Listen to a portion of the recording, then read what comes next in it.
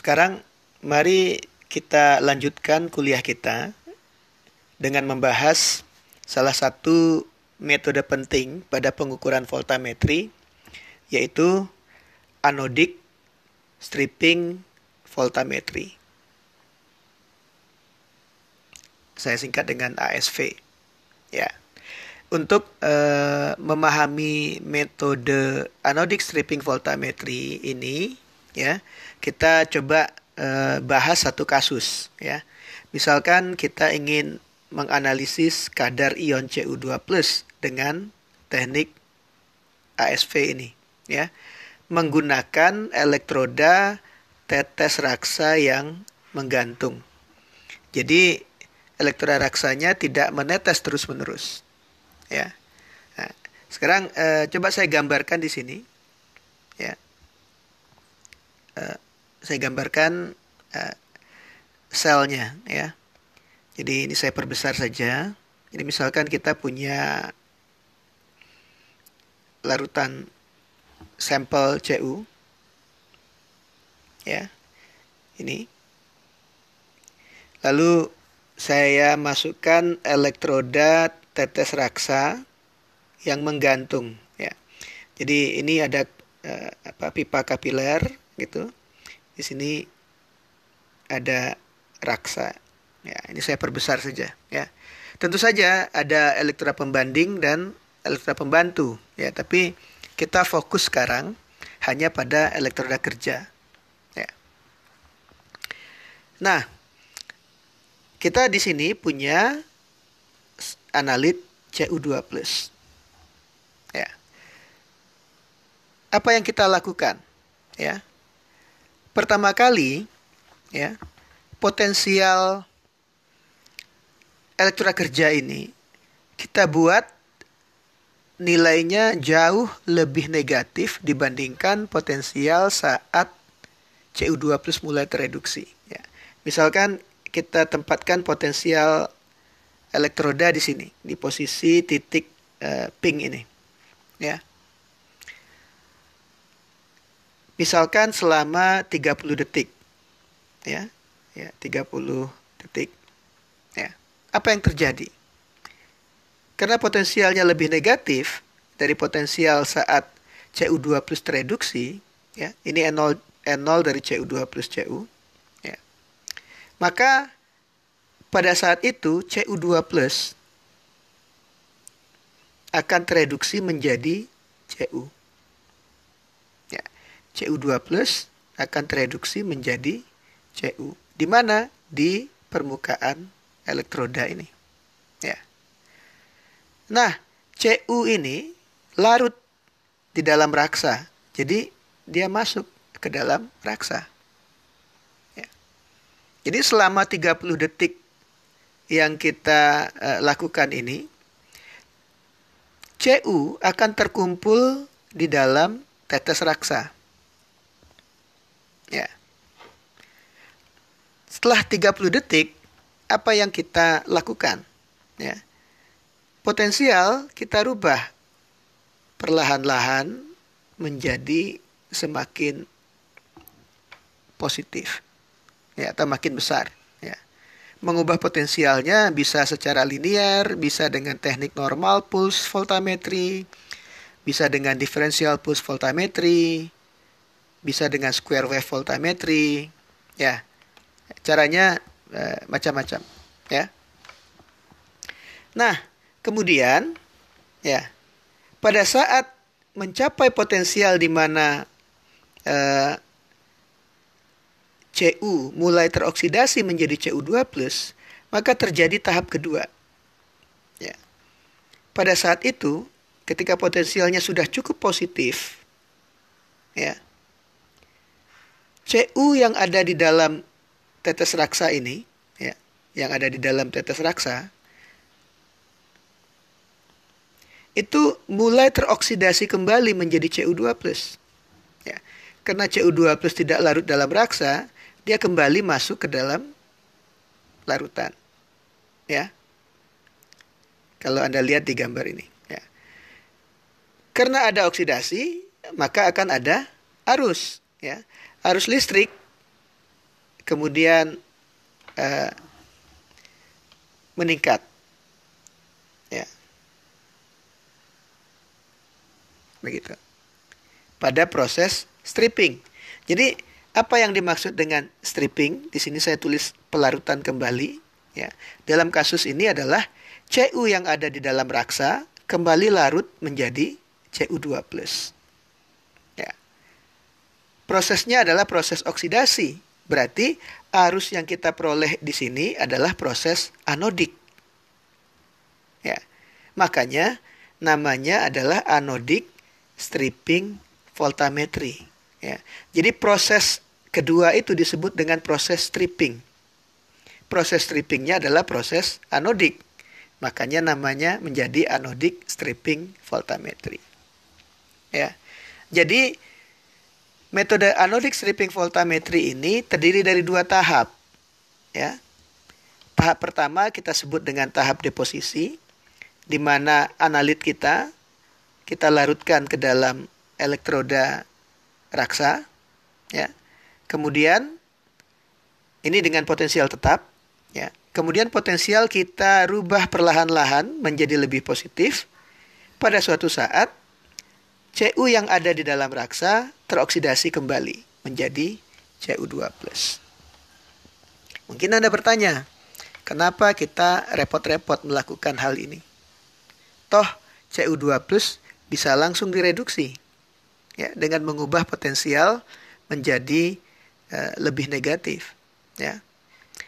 Nah, salah satu keuntungan dari metode ini adalah arus anodik yang kita peroleh di sini, ya, itu bisa 100 sampai 1000 kali lebih besar dari arus arus katodik yang kita peroleh kalau kita hanya mereduksi Cu2+ menjadi Cu. Ya. Kenapa? Kok bisa 100 sampai 1000 kali lebih besar? Ya.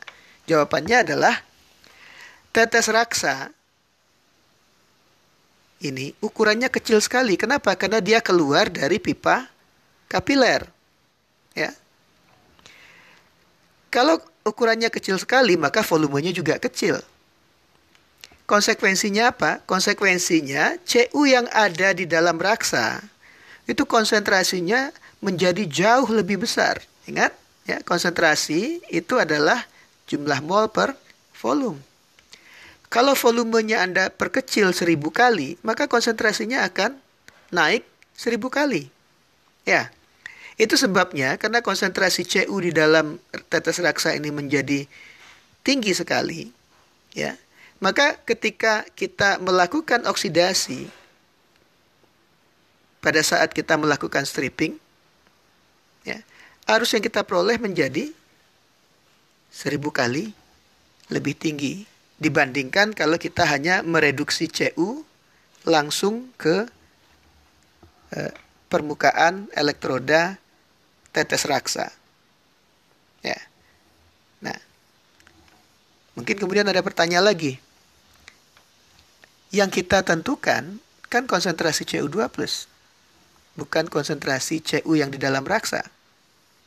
Ya. Nah, saya akan membuktikan, ya, bahwa ternyata arus limit anodik yang kita peroleh pada metode ini juga berbanding lurus dengan konsentrasi Cu2+. Ya. Nah, coba kita lihat, ya, pada slide berikutnya ini. Misalkan kita melakukan analisis biasa, ya, Cu2+ kita reduksi menjadi Cu. Ya. Voltamogram yang kita peroleh itu kira-kira akan seperti ini. Ya, kita buat potensialnya makin lama makin negatif. Jadi ingat, ya, untuk mereduksi kita buat potensial makin lama makin negatif. Kita akan dapatkan, ya, katakan voltamogram seperti itu. Ya. Itu adalah metode voltametri biasa. Ya. Ini Ini adalah arus limitnya. Saya tulis ILK karena ini adalah arus limit katodik, ya, proses reduksi. Itu voltametri yang biasa. Sekarang kita lakukan metode anodic stripping voltametri.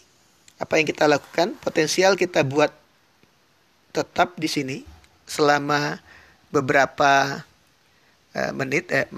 beberapa detik, misalkan 30 detik, 40 detik, 50 detik, atau 1 menit begitu.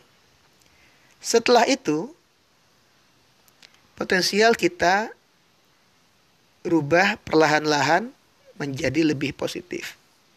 Nah, pada potensial saat Cu mulai teroksidasi, arus akan naik. Ya. Tadi saya katakan bahwa arusnya akan naik jauh lebih besar dibandingkan kalau kita melakukan reduksi biasa. Ya, suatu saat mencapai arus limitnya. Ya. Jadi ini adalah arus limit dari proses stripping yang kita peroleh. Ya. Nah, sekarang kalau kita lihat ini arus limit katodik itu bergantung pada konsentrasi Cu2+. Ya. Arus limit anodik itu bergantung pada konsentrasi Cu yang ada di dalam raksa. Ya. Katakan K ini K aksen, K ini disebut dengan K aksen 2 gitu. Ya. Nah, sekarang kita ingin buktikan bahwa arus limit anodik ini juga berbanding lurus dengan Cu2+. Oke. Sekarang kita lihat apa yang terjadi pada saat potensial kita buat tetap di situ selama beberapa waktu, ya. Pada saat itu Cu2+ tereduksi menjadi Cu. Ya. Pertanyaannya adalah berapa mol Cu2+ saat itu yang mengalami reduksi? Ya.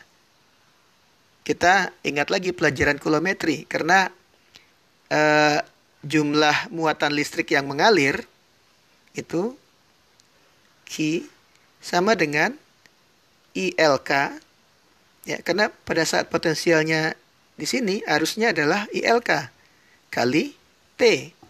T ini adalah berapa lama kita menempatkan potensial di sini, ya. Berarti mol elektronnya berapa? Mol elektron yang terlibat adalah ILK kali T dibagi F. F adalah tetapan Faraday. Ya. Kalau begitu, ya, kalau mol elektronnya segini, berapa mol Cu? Ya, kita tahu dari reaksi ini, mol Cu yang terbentuk itu setengah dari mol elektron. Ya. Jadi, mol Cu itu sama dengan ILK kali T dibagi 2F. Kita bisa hitung sekarang berapa konsentrasi Cu yang ada di dalam raksa. Ya, tentu saja gampang, itu mol Cu dibagi dengan volume dari tetes raksanya kan? Ya, ini sama dengan ILK kali T bagi 2F kali volume raksa. Ya. Nah, kita tahu ILA, ya, itu adalah K aksen 2 kali konsentrasi Cu di dalam raksa ini kan? Ya. Jadi ILA sama dengan apa sekarang? Kalau kita tulis ILA sama dengan K aksen 2 kali ini. Apa itu? Adalah ILK kali T, ya, bagi 2F kali volume raksa. Ya. Lalu ILK itu apa? ILK adalah keaksen kali konsentrasi Cu2+. Jadi saya bisa tulis di sini ILA sama dengan keaksen 2 kali keaksen kali konsentrasi Cu2+, ya, saya tulis begini saja konsentrasi Cu2+-nya, kali T dibagi 2 kali F kali volume Hg. Ya. Jadi kalau kita dalam pengukuran waktu deposisinya kita buat selalu tetap, ya, kita buat tetap. Volume tetes raksanya tidak berubah karena raksanya menggantung. Jadi ini konstan, ini konstan, ini konstan, ini konstan, ini konstan, ini juga konstan. Apa yang kita peroleh? Konstanta. Ya, ini keaksen ya, keaksen saja. Konstanta kali apa? Konsentrasi Cu2+. Jadi apa yang kita lihat di sini? Bahwa arus limit anodik itu juga berbanding lurus dengan konsentrasi Cu2+ yang ada di dalam larutan. Ya. Syaratnya apa? Syaratnya pada analisis tersebut waktu deposisi itu Anda buat konstan. Ya. Jadi beberapa metode ASV yang sudah digunakan pada analisis itu menunjukkan bahwa metode ini sangat sensitif. Ya, salah satu penelitian menunjukkan bahwa metode ASV ini, ya, pernah digunakan untuk menentukan kadar kobalt di dalam air laut dengan konsentrasi ordenya pikomolar, ya. Jadi sangat kecil sekali, ya. Ini metodenya sederhana, alatnya kecil dan sangat sensitif.